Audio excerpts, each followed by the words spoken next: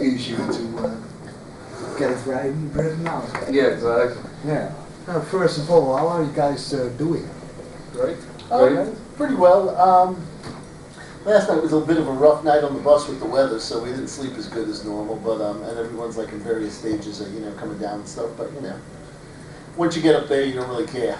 You know what I mean? You can feel like shit all day, and then it's time to go to work. Switch comes on. Okay. So you guys are fully prepared to rock out tonight. To do damage, yes, always. Okay. Yeah, for the fans who doesn't know the band yet, can you guys describe the sound of Holyhell? Well, I think we are a combination of all kind, different metal schools. We have a lot of neoclassical elements. We have a lot of, old school, more, Sabbath style metal. We have a lot of Gothic elements too. Big orchestration and like Gothic evil side, and with a female voice that is not what people will expect from this kind of music. Normally they expect this big operatic thing, very theatrical thing, and although we like it, we like more the rock side. So Maria has a classical training. She comes from the conservatory, but she's not an operatic singer. She's a rock and roll singer. Some people in some reviews we heard people saying that she's like a female version of Dio, that kind of thing, and that's what defines a lot of the Holyhell sound. We don't have this more operatic kind of style. We are just a power metal band with a lot of Gothic elements and with a girl that sings with balls and rock sound. She definitely got the balls. Yeah, oh, yes. Because that's the thing. A lot of times it's like well, people say, well, how do you compare yourselves to other female-fronted bands? And I'm like, well, we don't. You know what I mean? Because like the only similarities is that we have a woman singing. You know what I mean? The music and like the direction of the music and and the band and stuff really has nothing to do with a lot of that stuff. Nor does it have any impact on like the way we write or any of that kind of stuff. Yeah. Okay. Yeah. And you guys toured a lot with Manowar, and I understand that Maria was the one who came in contact with Joey. Yes. And how was it? How did it evolve the connection? Well, Maria met Joey in 98, around the time. She was recording on a studio in Cleveland, and so Joey was recording there too. He was doing the Hell on Stage album, and the studio engineer was a common friend. So Joey heard the demo tape, and he liked Maria's voice. He didn't like the songwriting at the time, because it was a little different than what it is now.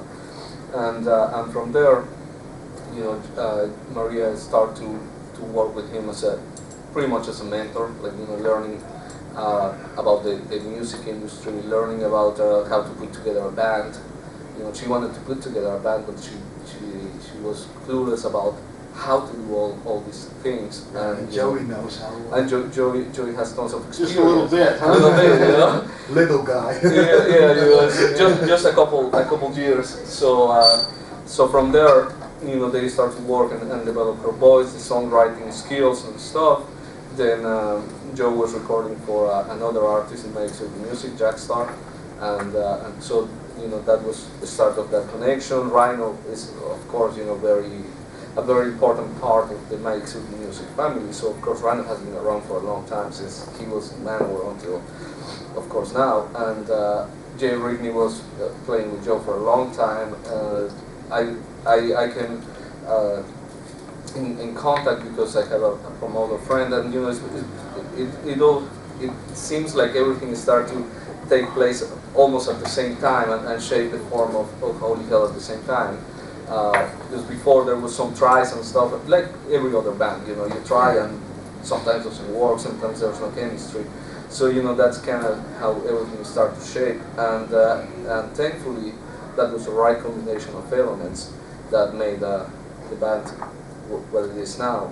It's very important to have the skills, but it's more important to have the chemistry in between everybody, and that took shape after a couple of years, knowing each other, playing with each other, touring, and stuff. So I think It's like a child that needs good education to get involved and exactly. to become great. Exactly. Yeah. And Metal Force at Holyhell are both signed by Joey's label.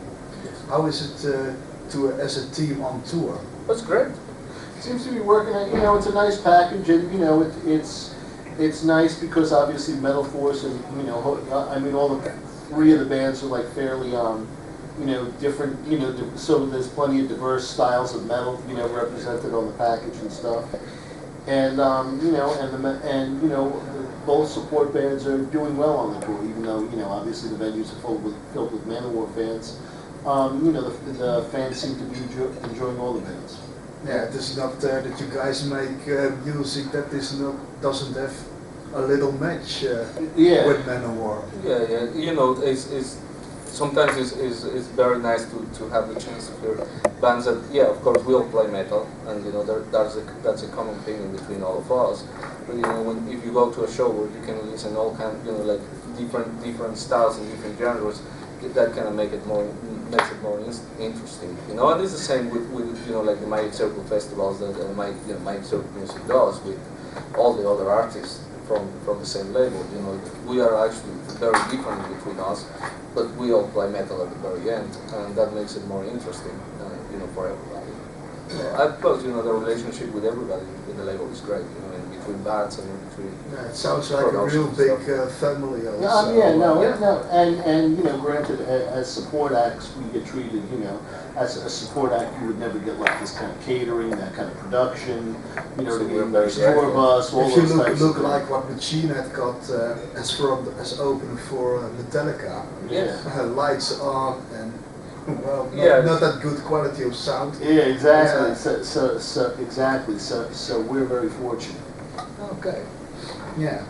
And finally, 2009 was the year the album came out, and a lot of fans were raving. Were you guys happy with the results and how well it was received by the fans? I think the response was great. We went to the chart, which is a big surprise, and it's very good. And so far we have sold a lot of copies, which is very important at the very end. That means that they waited all this time and they were still willing to hear the band. It's very rewarding to know that the fans were still there waiting for the album. All the reviews we have seen have been very good. We are very thankful with that because it was a long waiting in a way. It made sense to wait all this time for us, but sometimes as a fan, It's very hard. Yes. Exactly, it's very hard and it's a long time. So we're very grateful, with each one of the fans that waited and went for the album, and they liked it because we were expecting maybe not that much of a good response considering the time they waited. And in our side it made sense, but as you say, it becomes a little harder. Because we fans are a bit greedy because of that. Well, the metal fans are very loyal, so that's great. But sometimes it's a long time, and they were so kind to wait and to go for the album, and it was very well received. So we are very thankful with that. And are there already plans for a new album? We already have a lot of material. We have stuff that is pretty much fully done. Some other stuff is on the pipes. We have all this touring this year, so to set a date for the release the new record complex. Really dependent upon like the band's touring schedule, and then and granted, this record's just coming out in other territories and stuff. So this record will probably have a fairly long life. Yeah, of course. It is a great album. Great album's got a fair idea. Yeah.